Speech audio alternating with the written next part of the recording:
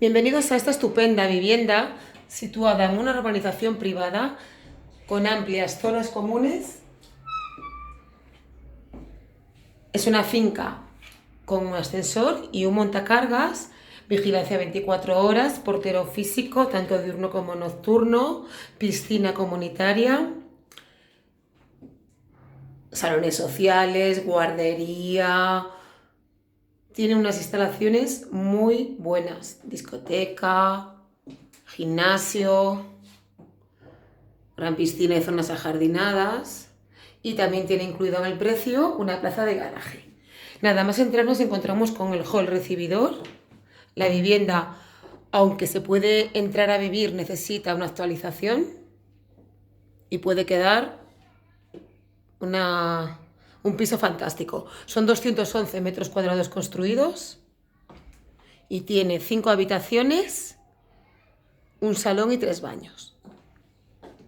Este es el salón comedor, que tiene chimenea y da paso a una terraza hacia las zonas comunes. Fijaros qué jardín. ¿Dónde está la piscina?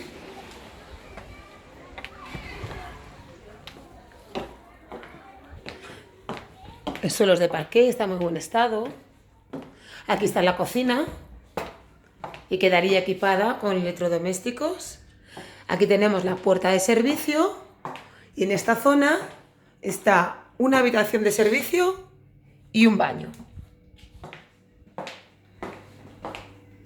Ahora vamos a ir a la zona de habitaciones, en la que tenemos 4.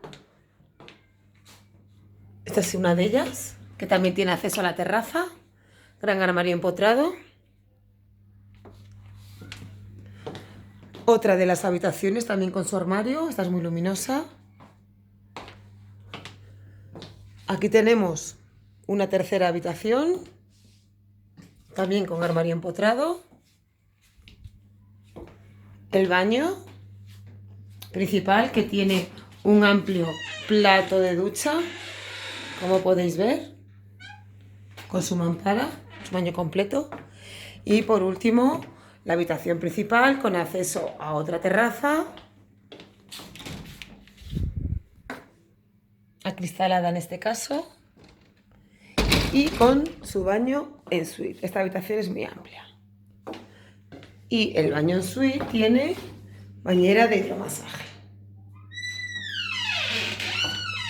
Venid a verla porque está en una muy buena zona, muy bien comunicada y con mucha tranquilidad.